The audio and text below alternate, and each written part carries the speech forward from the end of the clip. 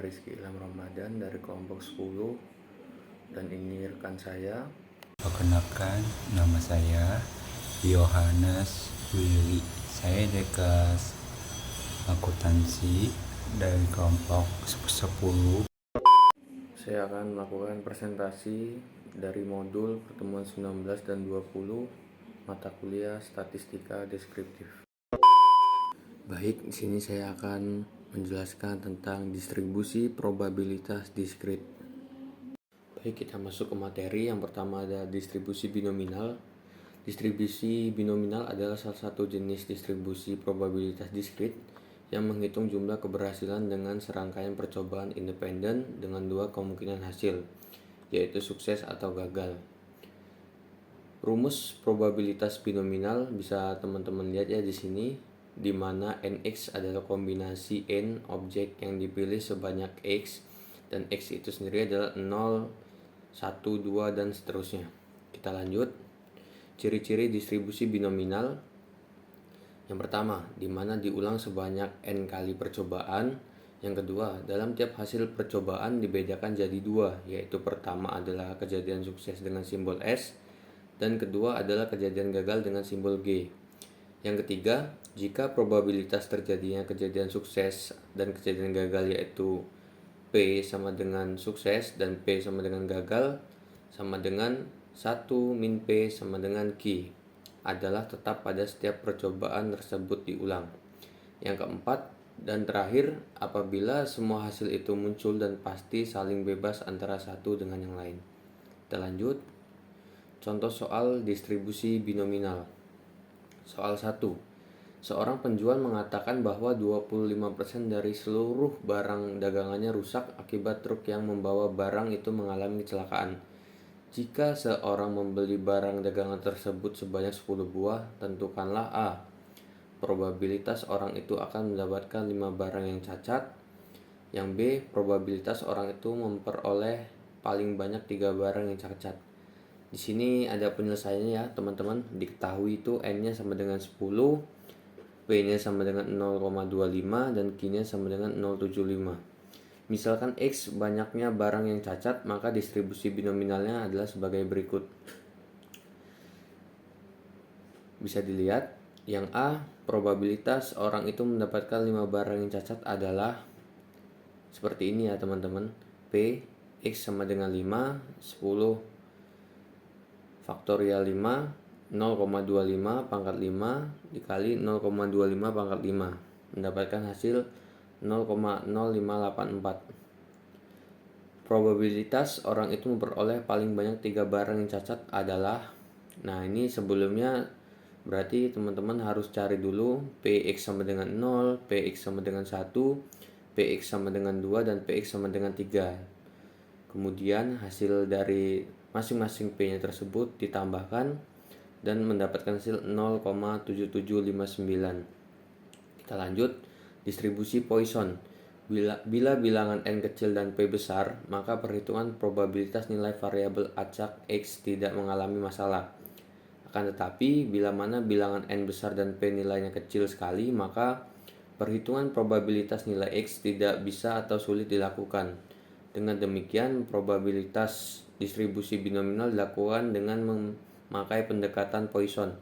Jika n besar dan nilai p kecil, sehingga mu sama dengan NP tetap, sehingga distribusi binominal bisa didekati menggunakan distribusi Poisson yang dirumuskan menjadi F dalam kurung X sama dengan P dalam kurung X sama dengan X sama dengan E pangkat min mu dikali mu pangkat X per X faktorial, di mana parameter X 0, 1, 2, 3 dan seterusnya, dan mu disebut parameter rata-rata dan I-nya 2,71828. Contoh soalnya, jika diketahui variabel acak adalah X yang memiliki distribusi binominal ketika diketahui N sama dengan 100, P sama dengan 0,005, hitunglah P dalam kurung X sama dengan 15. Untuk yang pertama ini masih susah dihitung ya, karena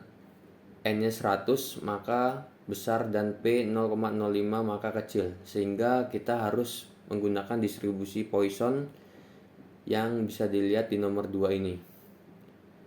Bisa teman-teman lihat sendiri di sini menggunakan rumus yang telah disampaikan sebelumnya, sehingga didapatkan hasil 0,0000. Kita lanjut. Distribusi hipergeometrik. Distribusi ini digunakan untuk menghitung probabilitas terambilnya item tertentu dalam sebuah sampel acak tanpa pengembalian dari populasi yang terdiri dari dua jenis item. Sebagai contoh, apabila mempunyai populasi dengan N, terdiri dari dua jenis, yaitu jenis warna merah dengan N1 dan sisanya warna jenis putih dengan N-N1. Pada populasi itu, kita ambil sampel acaknya sebanyak N tanpa pengembalian. Tentu saja, sampel yang diperoleh juga terdiri dari dua jenis, yaitu jenis warna merah dan jenis warna putih. Bisa teman-teman perhatiin gambar yang di bawah ini, yang kotak dalam kurung, di dalam lingkarannya ada K, N, min K ini, sehingga probabilitas yang digunakan dalam memperoleh sampel jenis warna merah sebanyak X adalah K. Nah, ini rumus distribusi hipergeometrik ya teman-teman ya. Populasi berukuran N terdiri dari N1, item jenis pertama misalnya merah, N min N1, item jenis kedua misalnya putih. Sampel diambil sebanyak N tanpa pengembalian. Kita lanjut. Contoh soalnya. Dalam suatu kantong terdapat 10 bola merah dan 5 bola putih. Apabila diambil 3 bola secara acak, tentukanlah probabilitas untuk memperoleh 0, 1, 2, dan 3 bola merah. Untuk penyelesaiannya, di sini N1-nya banyaknya bola merah sama dengan 10, N2 bola putihnya sebanyak 5, dan N banyak bola N1 plus N2 sama dengan 15. N banyaknya sampel yang diambil, misalkan X banyaknya bola merah yang diperoleh. Kombinasi bola merah yang diperlukan adalah 10K. Kombinasi bola putih yang diperoleh 5, 3, min K. Kombinasi semua sampel yang diperoleh 15, 3. Maka probabilitas untuk memperoleh banyaknya bola merah X sama dengan K dalam sampel tersebut adalah, ini bisa teman-teman lihat ya di sini, P sama dengan X sama dengan K dengan K 0, 1, 2, 3. Kita lanjut penyelesaiannya sehingga diperoleh P X sama dengan 0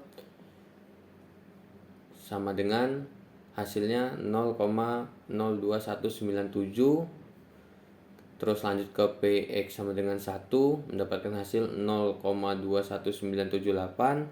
Yang PX sama dengan 2, 0,494505. Yang PX 3 mendapatkan hasil 0,26373. Ini bisa diperhatikan bahwa P X sama dengan K sama dengan PX sama dengan 0 ditambah PX sama dengan 1 ditambah PX sama dengan 2 ditambah PX sama dengan 3 adalah 1. Terima kasih. Untuk materi selanjutnya akan diteruskan oleh rekan kita. Halo guys, saya ingin menyampaikan sebuah materi tentang distribusi probabilitas kontinu. Adalah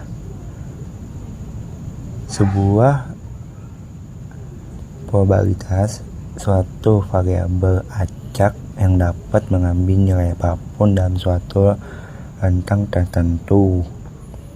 Distribusi normal bisa disebut dengan distribusi normal.